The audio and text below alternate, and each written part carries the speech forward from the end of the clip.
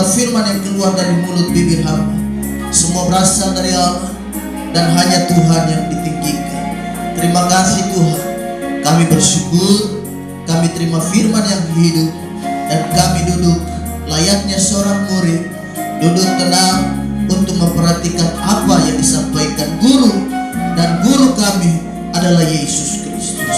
Terima kasih dalam nama Tuhan Yesus Kristus. Haleluya. Amin. Silakan duduk. Tuhan Yesus memberkati.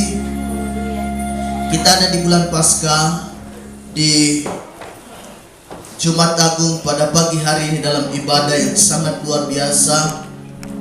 Kita melihat sepanjang jalan ada ornamen-ornamen dan aksesoris-aksesoris seperti salib, kain umur.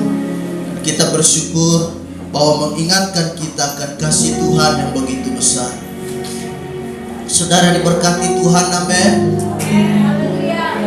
Jangan lupa di hari kebangkitan, pada hari yang ketiga Yesus bangkit dari antara orang mati, dan itu hari Minggu. Saudara kembali ambil bagian dalam ibadah Minggu Raya. Tuhan Yesus kiranya menolong saya dan saudara. Mari kita akan lihat firman Tuhan. Kita buka Alkitab di dalam Injil Yohanes pasal 18 ayatnya yang pertama.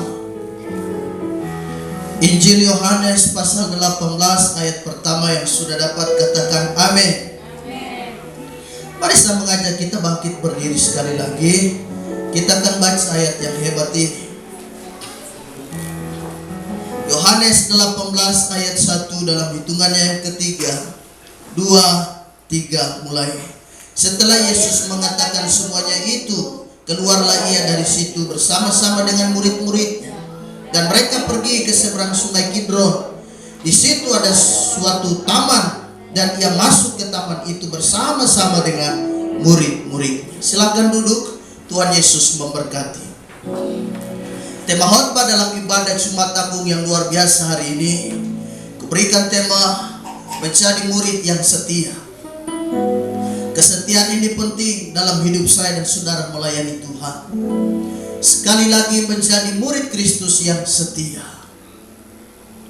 Kita sering mendengar kata setia ini, saudara. Tapi saudara tahu bagaimana saya dan saudara bisa mewujudkannya? Itu cukup sulit, tidak mudah. Kristus hari-hari ini sedang mencari orang-orang yang setia.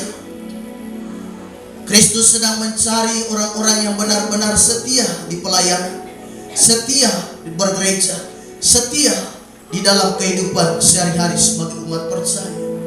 Kita setia mengiring akan Tuhan.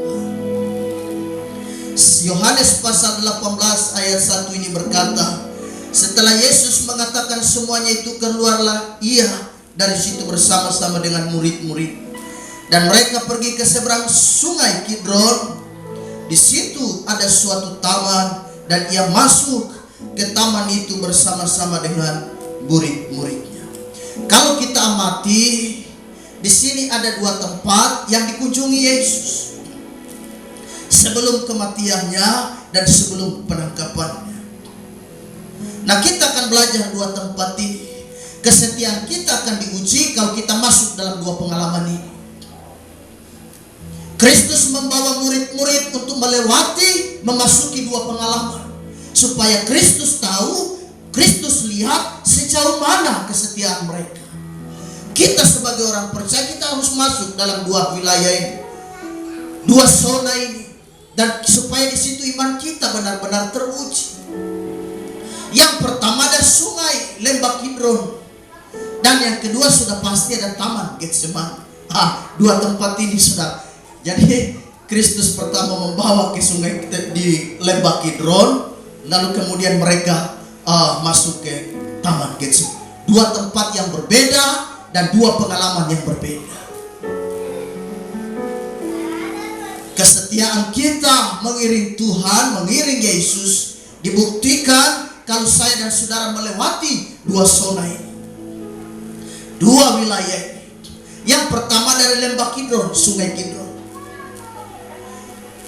Sungai Kidron artinya samar-samar, obscure. Ini samar-samar, tidak jelas. Itu arti daripada lembah Kidron. Lembah Kidron ini dia berada di tengah-tengah dua bukit, Bukit Moriah dan Bukit Zaitun. Dia ada di tengah-tengahnya. Lembah Kidron ini berada di tengah-tengah dua bukit, Bukit Moriah dan Bukit Zaitun. Yerusalem ada di Bukit Moriah, sedangkan Taman Getsemani ada di Bukit Zaitun. Kalau orang Yerusalem mau pergi ke Taman Getsemani, mereka harus menyeberang lewat Sungai Kidron. Demikian pula sebaliknya, mereka yang dari Taman Getsemani mau ke Yerusalem, mereka juga harus melewati Sungai Kidron. Karena dia ada posisinya di tengah-tengah. Arti daripada lembah Kidron artinya samar-samar, tidak jelas identitas. Kadang kita sebagai anak Tuhan, wah saya dan saudara, kita melayani Tuhan, kadang ada anak-anak Tuhan yang tidak jelas. Dia samar-samar, ikut Tuhan abu-abu. Tidak ada kejelasannya, tidak ada komitmen hidupnya. Kadang dia ikut Tuhan tidak jelas. Iring Tuhan dia abu-abu. Kita menjadi umat Tuhan, ya, tidak. Jadi kita jadi umat Tuhan, jadi anak Tuhan yang setia, harus ya, katakan ya. Banyak kali kan kita lihat ada Kristen-Kristen yang gak jelas. Itu mereka masih ada di mana? Mereka masih hidup di lembah Kidron. Samar-samar. Kekristenannya tidak jelas. Sedikit bikin dosa, sedikit melayani, sedikit bikin dosa, begitu terus. Di tempat dosa dia ada, di gereja juga dia ada. Nah ini orang-orang yang tidak jelas. Kita sedang hidup di dunia yang saudara tahu, dunia kita adalah dunia yang jahat. Saya dan saudara mesti punya filter, bisa menyaring mana yang baik, mana yang buruk. Itu semua harus kita saring. Boleh-boleh saja saudara bergaul, saya tidak melarang saudara. Anda punya banyak teman, bagus. Tapi hati-hati dalam pergaulan. Anda harus menggarami mereka. Anda harus menjadi terang buat mereka. Kita hidup di dunia yang kacau balau. Kita seperti ikan. Harusnya kita seperti ikan. Kita biarpun hidup di air yang asin, air garam, tetapi daging ikan tidak garam. Kalau kita mancing, kita tangkap, bersihkan dan langsung goreng, kita rasa dagingnya tawar. Kecuali kalau kita kasih jeruk, kasih cuka, pasti berubah rasa. Jadi meskipun ikan hidup di air asin, tetapi dagingnya tetap tawar. Kita hidup di tengah-tengah dunia yang kacau, di tengah-tengah dunia yang rusak ini, tetapi hidup kita tidak ikut rusak. Hidup kita tidak ikut jahat. Kita tetap anak baik. Kita tetap anak Tuhan. Kita lihat beberapa hari kemarin kan kacau rusuh. Kita berdoa untuk kota ini. Saya dan saudara mesti memilah. Jadi jangan hidup samar-samar. Entar sedikit iring Tuhan, entar sedikit gak lagi. Pokoknya kita iring Tuhan sampai Tuhan Yesus datang kembali. Kita iring Tuhan sampai kita tutup mata. Kita tetap setia iring Tuhan. Lagu yang dibawakan oleh Ibu Gembala tadi, jangan jual Yesus karena hanya cinta. Jangan jual Yesus karena hanya harta. Jangan tukar Yesus dengan apapun. Andai kata Kristus berdiri di tengah-tengah intan permata dan berlian, maka mataku hanya tertuju kepada Yesus. Karena bagiku Yesus lebih berharga daripada intan dan permata.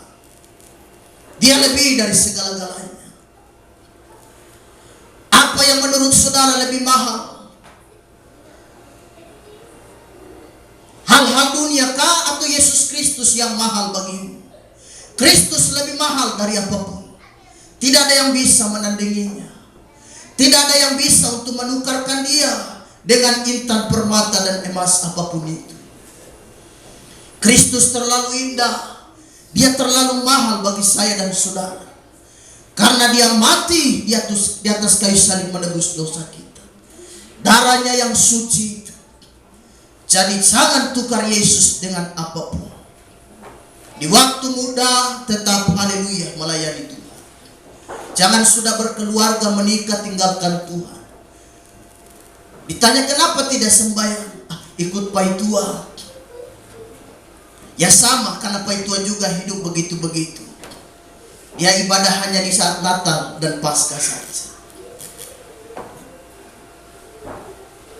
Jadi saya dan saudara mari, jangan tukar Yesus dengan apapun.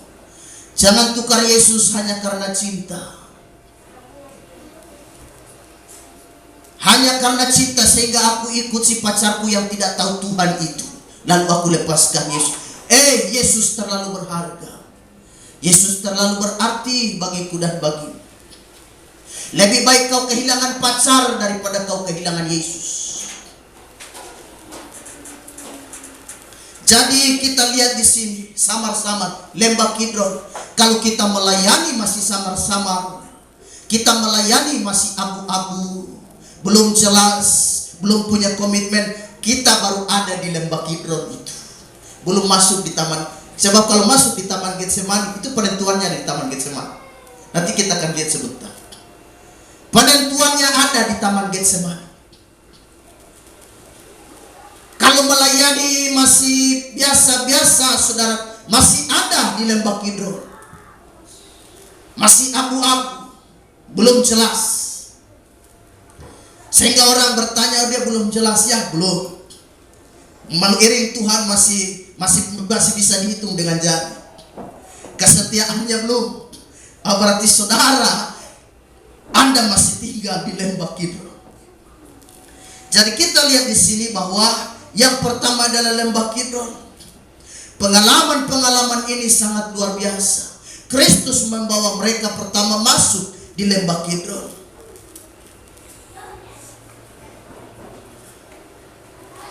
Di Lembah Kidron inilah bagaimana murid-murid semua kan masih menggunakan topeng, termasuk Yudas Iskariot. Masih terlihat seperti mereka, oh iya, iring Tuhan. Mereka terlihat setia. Kenapa? Karena mereka masih ada di Lembah Kidron. Mari kita melayani Tuhan, harus punya kesetiaan dan komitmen yang tinggi. Jangan jadi orang-orang yang obsius, orang-orang yang samar-samar.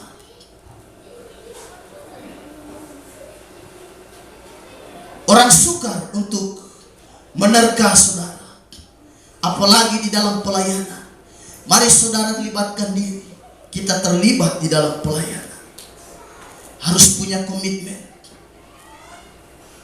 Kita lihat hidup dan dunia sekarang tidaklah mudah.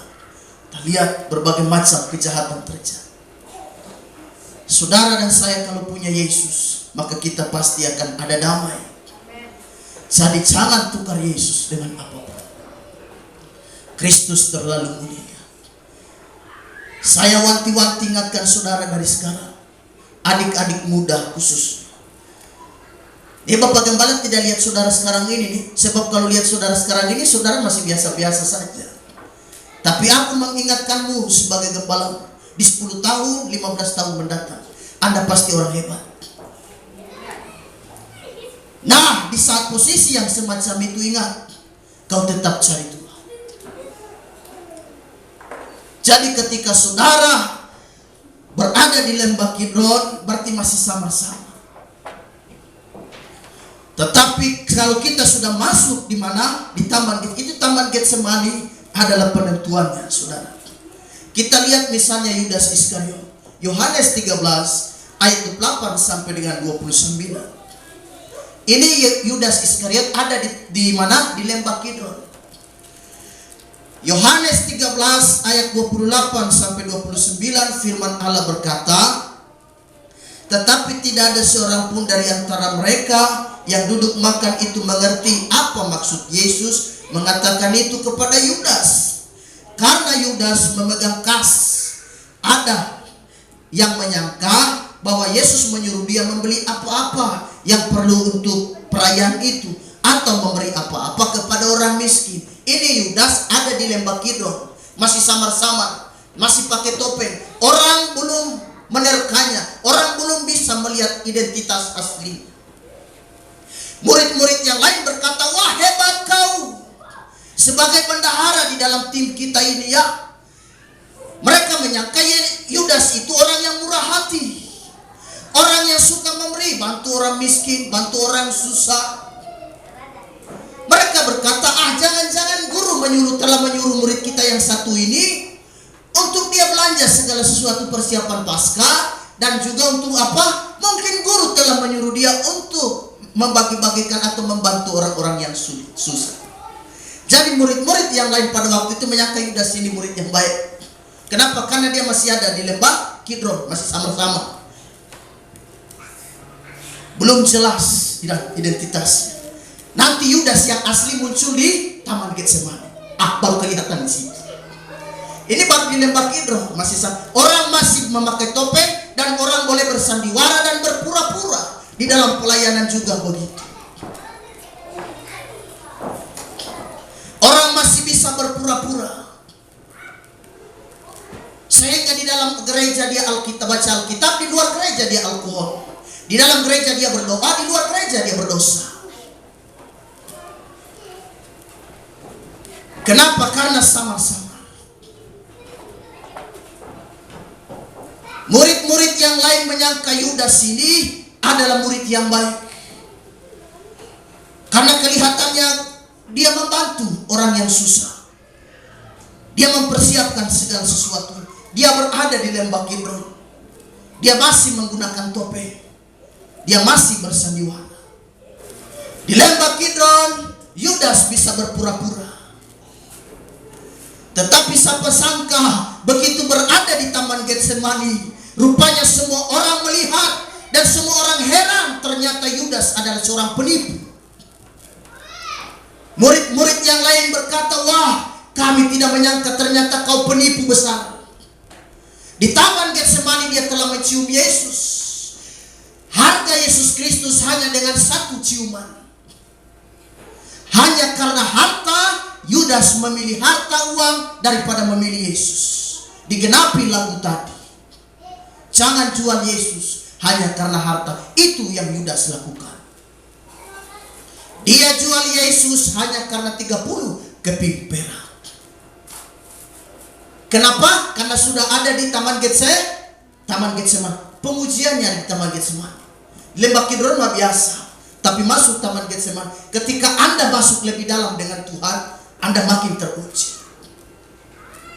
Saya dan saudara makin, kalau ada masa-masa yang sukar, ada tekanan hidup, percayalah itu Taman Getsemani. Dan itu sedang membentuk imanmu, sedang menguatkan otot-otot iman kita, supaya kita makin kuat di dalam Tuhan. Kalau kita hidup masih biasa-biasa, kita bilang, tidak ada masalah, biasa-biasa hidup ini. Kita masih berada di lembah Kidron. Tapi kalau ada tantangan, ada pergumulan, kita berada di Taman Getsemani. Itu berarti kesetiaan kita sebagai murid Kristus yang setia sedang diuji oleh Tuhan.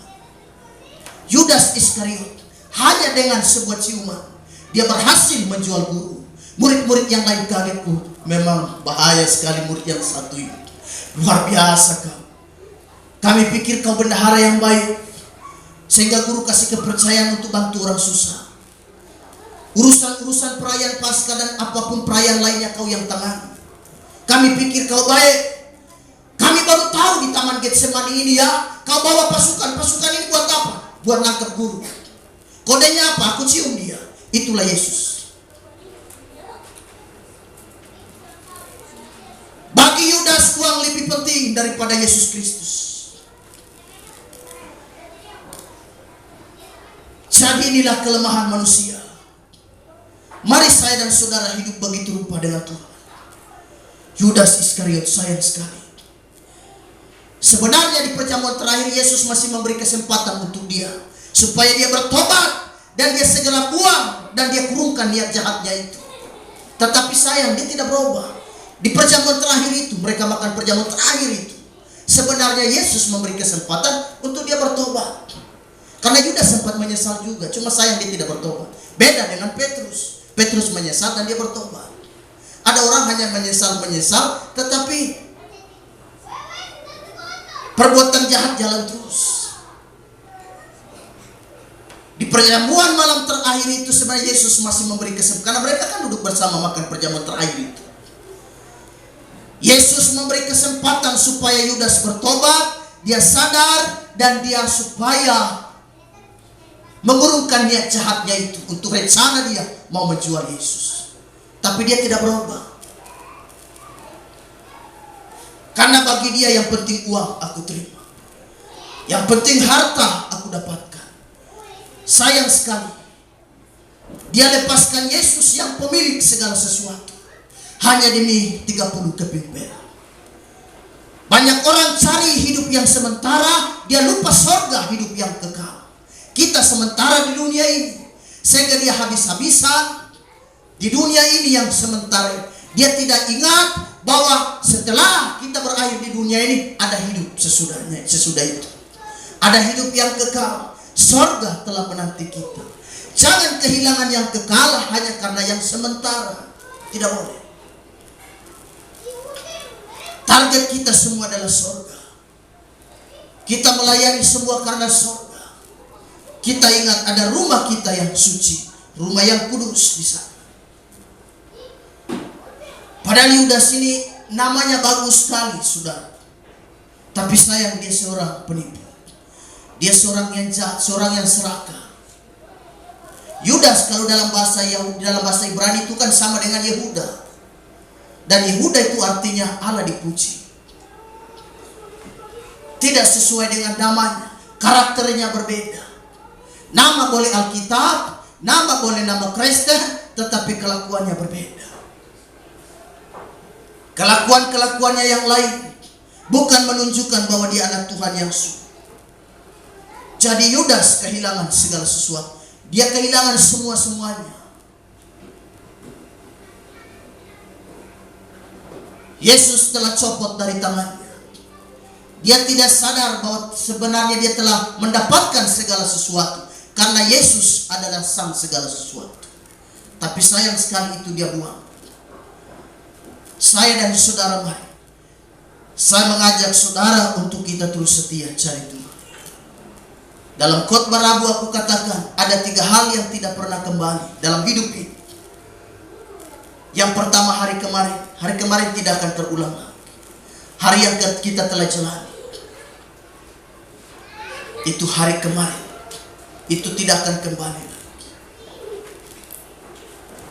Dan yang kedua adalah kata-kata. Kata-kata yang keluar dari bibir mulut kita tidak akan kembali. Tidak ada tipes dan tidak ada penghapus untuk menghapus kata-kata itu. Jadi dia istri akan ingat terus. Begitu ada masalah sedikit langsung dia mungkin, kau pernah maki saya 20 tahun yang lalu. Bayangkan 20 tahun yang lalu. Karenanya istri itu dia jago sejarah. Dia paling hafal. Dia ingat. Jadi itu tidak pernah kembali. Jadi dalam bertutur kata kita harus jaga. Apalagi sebagai anak Tuhan. Dan yang ketiga yang tidak pernah kembali adalah waktu. Kapan kita cari Tuhan? Waktunya sekarang. Kesempatan adalah waktu. Orang dunia berkata time is money. Waktu adalah uang. Tapi anak Tuhan berkata waktu adalah anugerah. Bagi orang dunia berkata waktu adalah uang. Tapi bagi kita anak Tuhan, waktu adalah anugerah Tuhan. Jadi kalau kita masih diberikan waktu, masih diberikan kesempatan, semua karena anugerah Tuhan. Semua karena kasih sayang Tuhan. Kita bisa melayani macam begini, kita bisa cari Tuhan macam begini, luar biasa. Semua karena anugerah Tuhan. Semua karena kasih sayang Tuhan. Yang pertama adalah lembah Kidron, samar-samar. Jangan jadi Kristen yang samar-samar. Cari Kristen yang berdiri, benar-benar betul. Kau anak Tuhan, betul, aku anak Tuhan. Jangan samar-samar. Kau anak Tuhan, betul. Ayo kita minum yuk. Aku pikir-pikir dulu. Pimpang, layukan. Oke lah, kalau itu aku ikut kau. Tapi nanti kau ke gereja lagi. Iya, nanti aku ke gereja. Tidak apa-apa, aku melayani juga.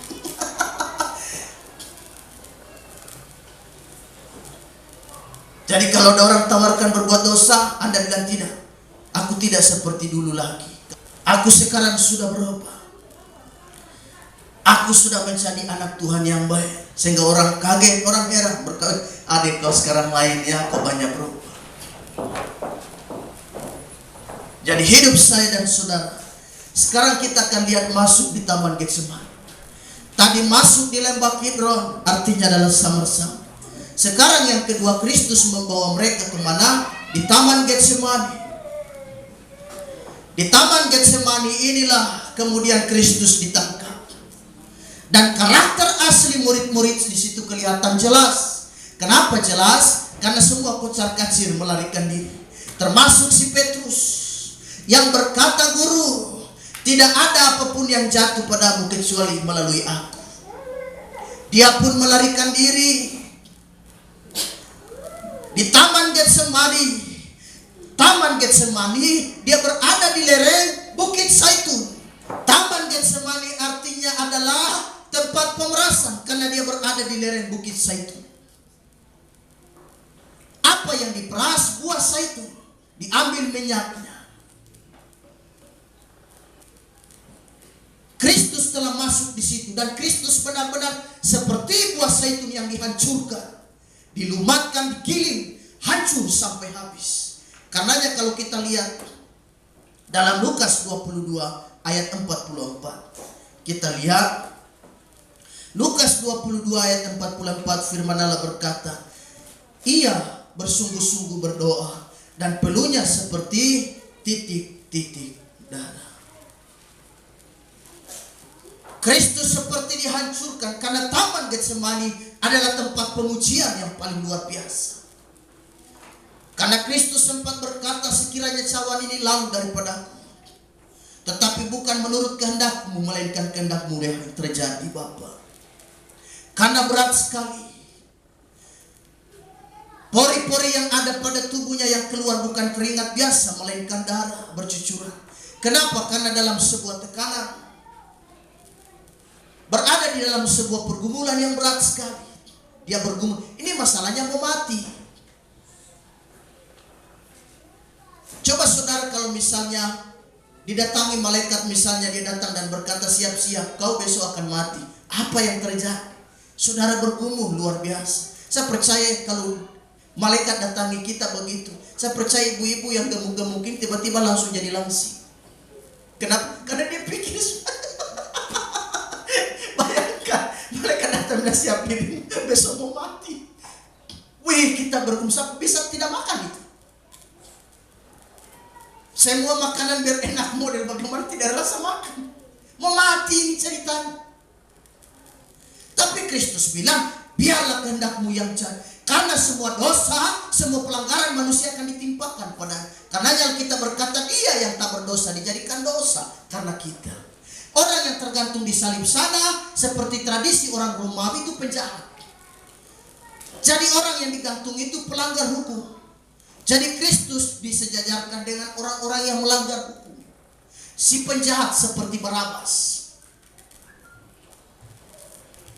Tapi kan kebanyakan orang lebih suka memilih Barabas daripada memilih Kristus.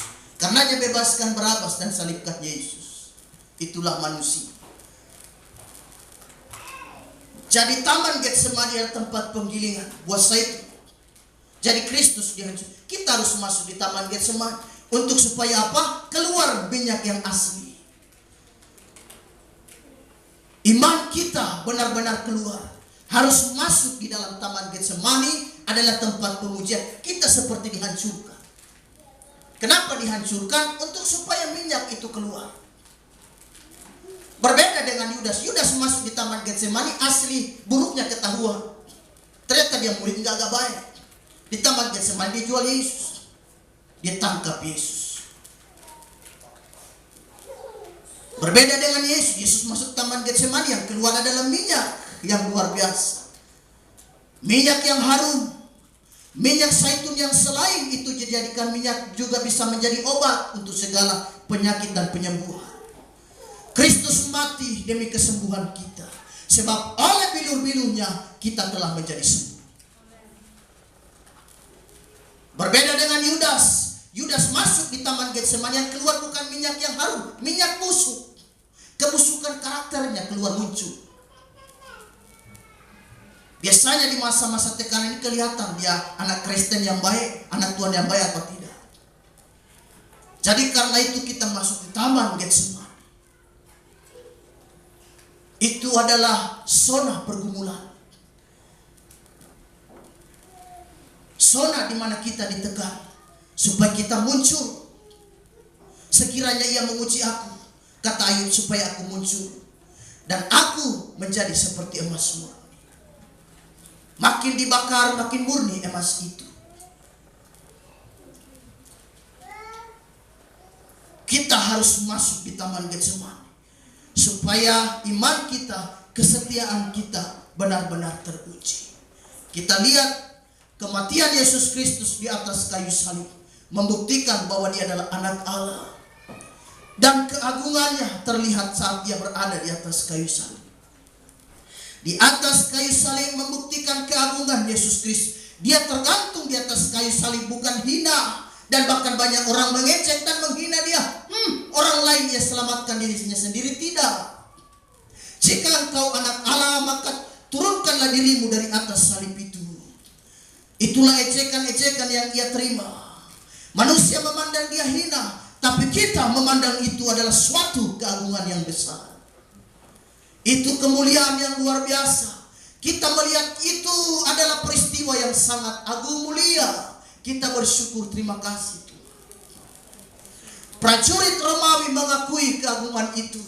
Padahal dia juga salah satunya yang telah menyalibkan Yesus. Tetapi dia melihat keagungan Kristus. Matius 27 ayat 54 firman Allah berkata, kepala pasukan dan prajurit-prajuritnya yang menjaga Yesus menjadi sangat takut ketika mereka melihat gempa bumi dan apa yang telah terjadi. Lalu berkata, sungguh ia ini adalah anak Allah.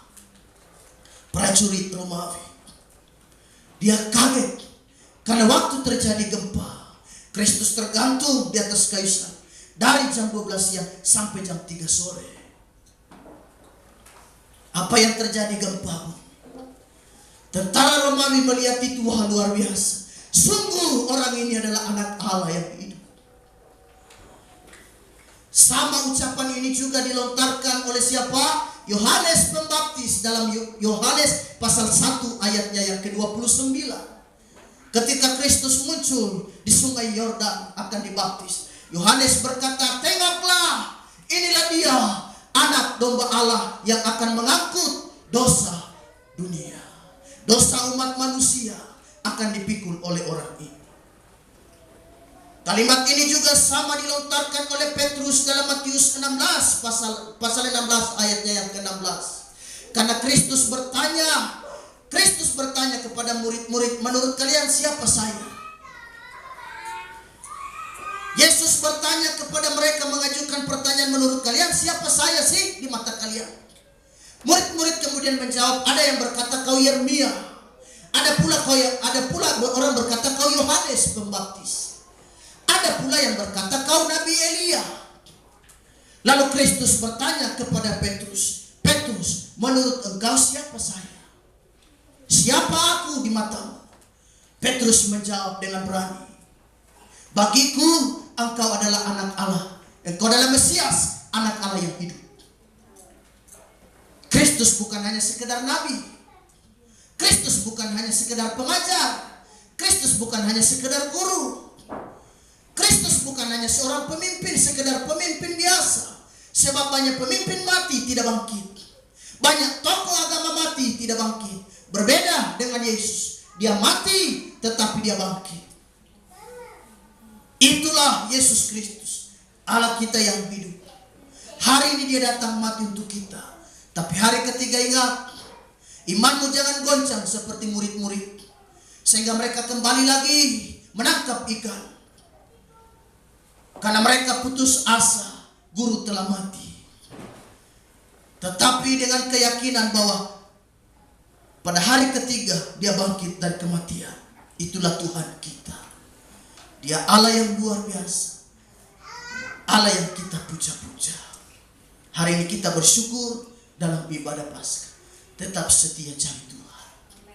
Kita akan masuk dalam perjamuan yang kudus. Kita akan berdoa buat kebaikan Tuhan untuk pagi hari. Tuhan Yesus memberkati.